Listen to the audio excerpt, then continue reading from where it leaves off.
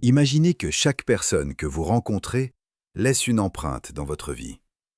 Certaines vous font perdre du temps, certaines vous donnent de l'énergie, et une poignée d'entre elles peuvent complètement changer votre destin.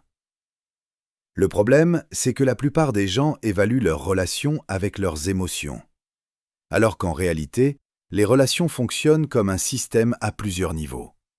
Et selon le niveau des personnes qui vous entourent, votre vie peut soit décoller, soit s'effondrer. Voici les 5 niveaux de relations humaines. Niveau 1. Les consommateurs d'énergie. On commence tout en bas. Vous connaissez forcément quelqu'un comme ça. Vous passez 1 heure avec cette personne, et en repartant, vous êtes fatigué.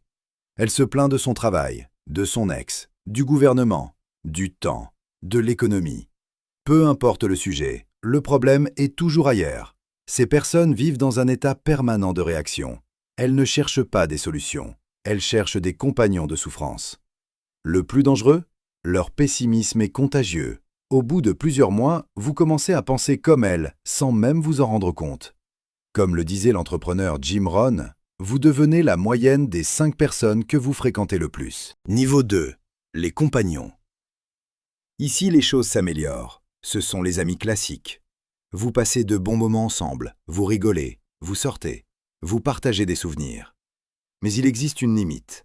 Ces relations rendent la vie agréable. Elles ne la transforment pas. Si vous disparaissez pendant 6 mois, rien ne change vraiment. Vous reprenez simplement la conversation là où elle s'était arrêtée. Ces relations sont importantes, mais elles ne créent généralement pas de croissance. Elles créent surtout du confort. Niveau 3. Les miroirs. À ce niveau, les relations deviennent puissantes. Ces personnes vous montrent des choses que vous refusez parfois de voir. Elles vous disent la vérité, même lorsqu'elle fait mal. Imaginez que vous vouliez lancer une entreprise. Tout le monde vous dit « c'est une super idée ». Mais un ami de niveau 3 répond « ton idée est mauvaise, voilà pourquoi ». Sur le moment, ça pique. Mais cette critique peut vous faire économiser des années d'erreurs. Ces personnes ne protègent pas votre ego, elles protègent votre avenir. Elles agissent comme des miroirs, et les miroirs ne mentent jamais. Les relations qui changent une vie.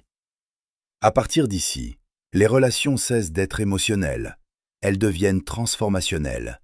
On ne parle plus de personnes avec qui passer du temps, on parle de personnes capables de changer votre trajectoire. Niveau 4. Les accélérateurs. Ces personnes compressent le temps. Elles vous permettent d'apprendre en quelques mois ce qui aurait normalement pris 10 ans. Un mentor, un professeur exceptionnel, un entrepreneur expérimenté, un coach.